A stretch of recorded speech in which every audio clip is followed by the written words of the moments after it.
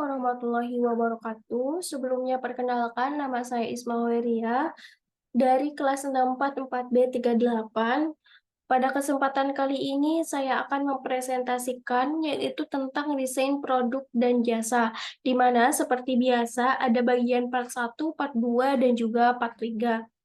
Part 1 ini terdapat 5 soal yang akan saya jawab dan saya akan bacakan.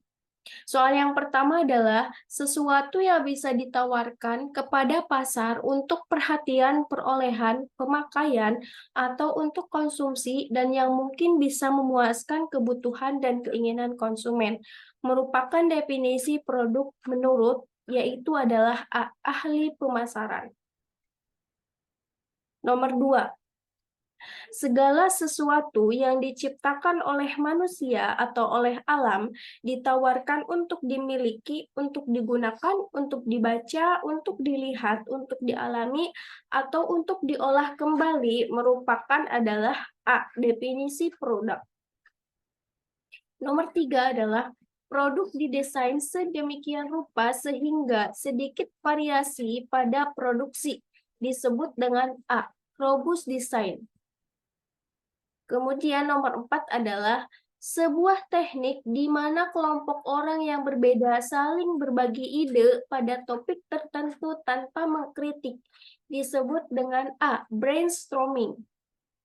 Dan yang terakhir, nomor 5 adalah umur suatu produk yang berkaitan dengan daya tahan fisiknya selama digunakan ataupun disimpan disebut dengan umur teknis. Nah, pada kesempatan ini saya akan melanjutkan tentang bagian part 2, yaitu mengenai analisis SWOT produk makanan yang saya pilih, yaitu adalah produk pempek. Nah, untuk strengths-nya ataupun kekuatan dari produk pempek ini adalah cocok di lidah konsumen, proses produksi yang mudah, bahan baku pembuatan mudah ditemukan, dan juga modalnya yang diperlukan adalah relatif kecil.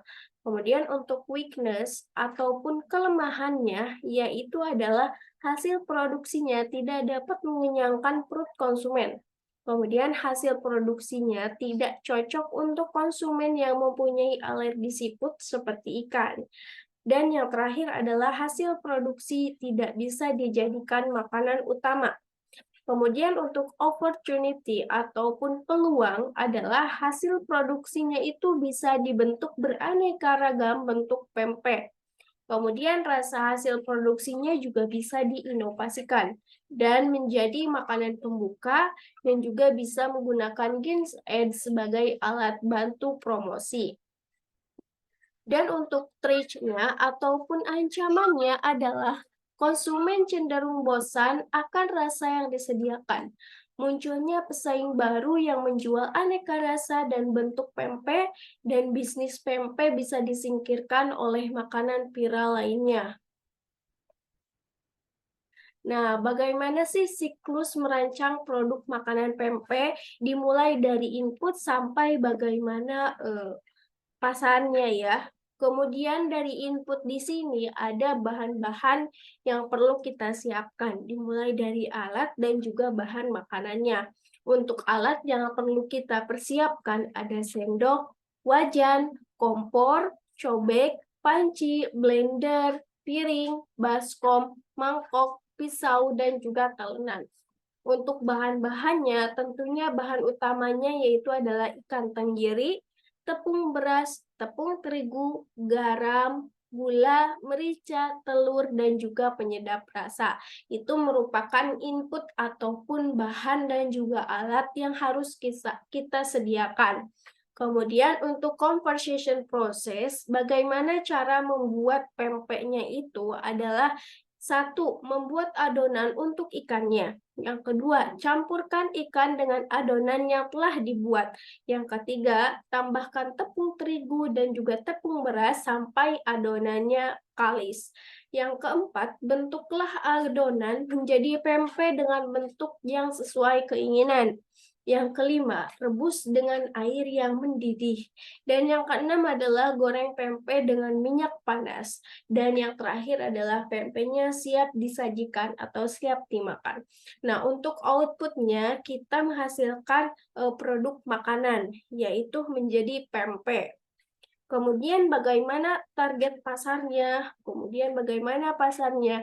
Nah, untuk pempek ini semua segmen pasar ataupun full market coverage, yang artinya produsen berusaha memenuhi permintaan pasar sehingga mampu meningkatkan tingkat penjualan pada pempek.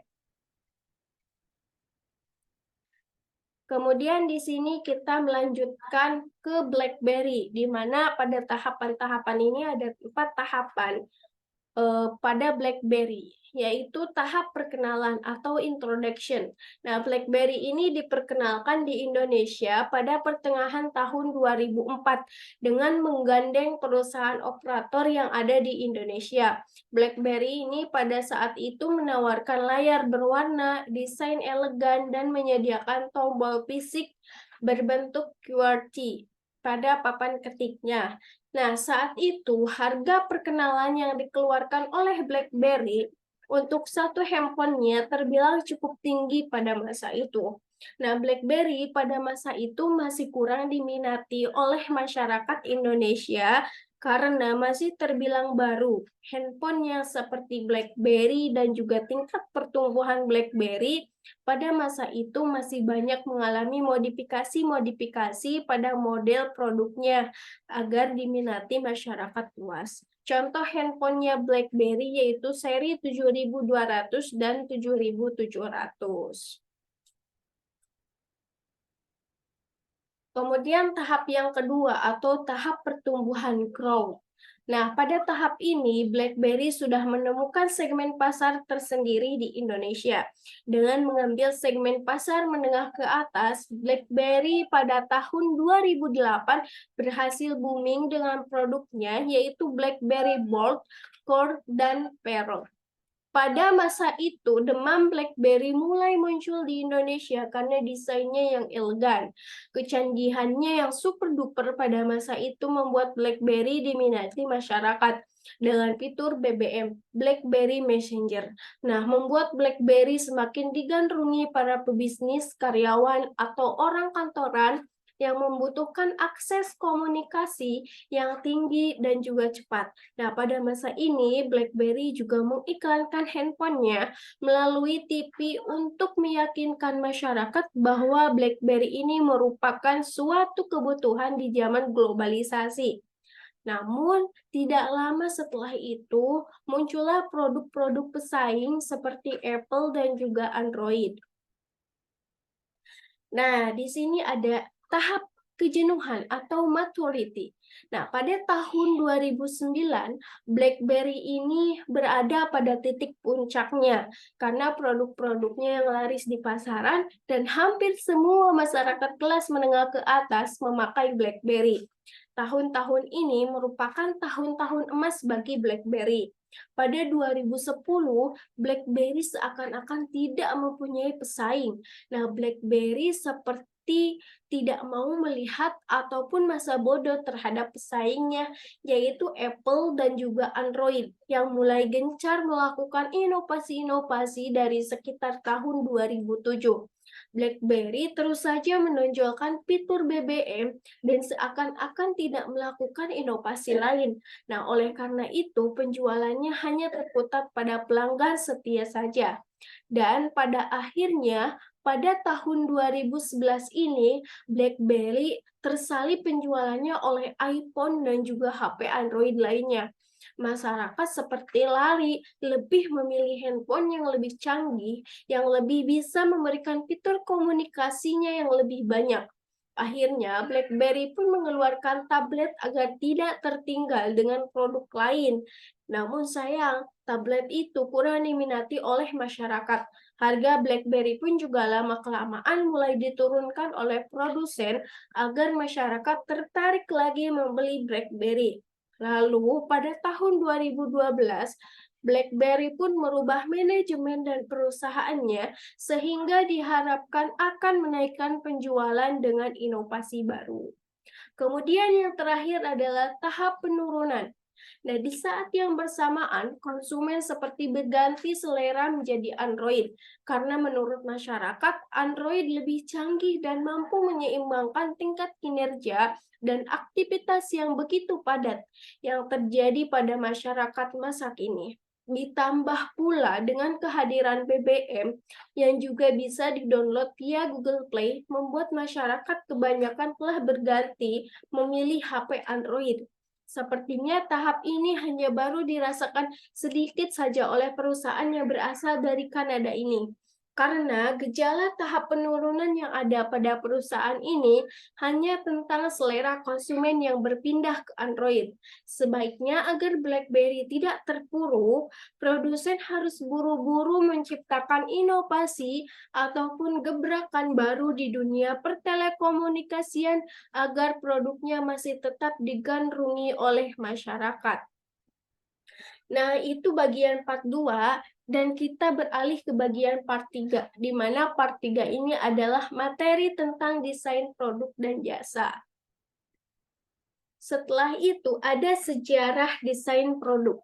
Nah, sejarahnya ini dengan istilah desain produk industri atau industrial design muncul pertama kali pada awal abad ke-20 sebagai pendeskripsian dari proses pendahuluan secara kreatif yang dilakukan oleh artis individu terhadap barang-barang yang diproduksinya secara massal.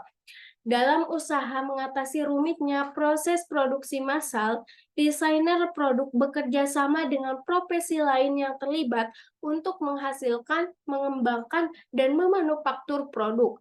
Profesi tersebut diantaranya adalah ahli pemasaran, mekanik, teknisi desain manufaktur, dan programmer perangkat lunak.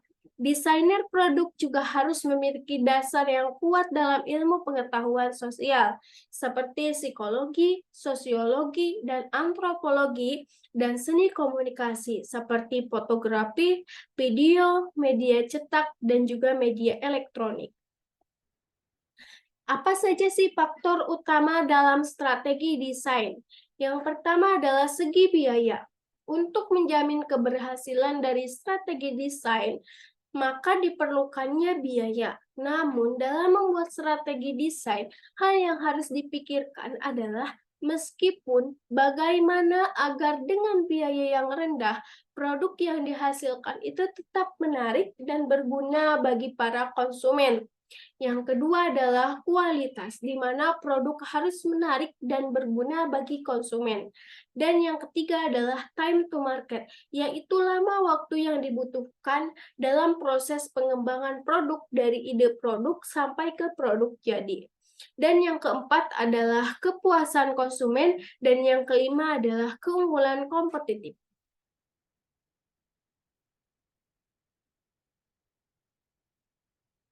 Nah, siklus kehidupan produk, di mana setelah tadi di bagian part 2, kita menganalisis tentang siklus kehidupannya produk BlackBerry. Nah, di sini siklus kehidupan produk ini diperkenalkan sejak produknya itu diperkenalkan, kemudian digunakan hingga dirasakan tidak memiliki manfaat lagi oleh konsumen tersebut. Produk melalui tahapan-tahapan kehidupan produk. Jadi, bukan kita saja ya yang mempunyai kehidupan, tapi produk juga mempunyai siklus kehidupannya itu tersendiri. Secara garis besarnya, kehidupan produk itu dibagi menjadi 4 tahapan. Yang pertama adalah tahapan perkenalan, yang kedua adalah tahapan pertumbuhan, yang ketiga adalah tahap kejenuhan, dan yang terakhir adalah tahapan penurunan.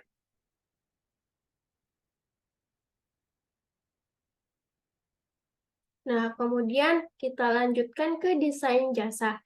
Jasa adalah suatu yang diproduksi dan dikonsumsi secara bersamaan. Jadi jasa tidak pernah ada. Hasilnya dapat dilihat setelah terjadi sebagai kenyataan. Perusahaan perlu mendesain jasanya secara tepat. Tujuannya ialah mengurangi keluhan konsumen agar bisa diantisipasi secara maksimal oleh perusahaan. Maksimalisasi pelayanan bagi konsumen dapat diwujudkan dengan cara yang pertama adalah membuat desain pelayanan berdasarkan partisipasi pelanggan, mengikuti dan atau mempertimbangkan permintaan pelanggan. Yang kedua adalah mendesain pelayanan berdasarkan partisipasi pelanggan setelah pengiriman dilakukan. Desain dapat dibuat setelah bertemu dengan pelanggan. Dan yang terakhir adalah mendesain pelayanan berdasarkan partisipasi pelanggan setelah pembuatan desain dan juga pelaksanaan pengiriman. Dan adanya strategi proses. Nah, yang pertama adalah proses produksi terputus-putus atau intermittent process, yaitu di mana suatu kegiatan operasional yang menggunakan berbagai peralatan produksi yang diatur untuk menghasilkan produk secara fleksibel. Yang kedua adalah proses produksi kontinu atau continuous process, di mana proses produksi yang menggunakan berbagai peralatan produksi yang diatur dengan memperhatikan urutan dari setiap tahapan kegiatan ataupun routing dalam menghasilkan produk. Yang ketiga adalah proses produksi berulang atau repetitive process. Nah, ialah proses produksi yang memadukan fungsi intermittent dan juga continuous process. Dan yang terakhir adalah produksi massa atau mass customization, di mana proses produksi yang memadukan intermittent, continuous, dan juga repetitive process dengan mempergunakan berbagai komponen bahan dan metode schedule produksi yang memprioritaskan kecepatan pelayanan.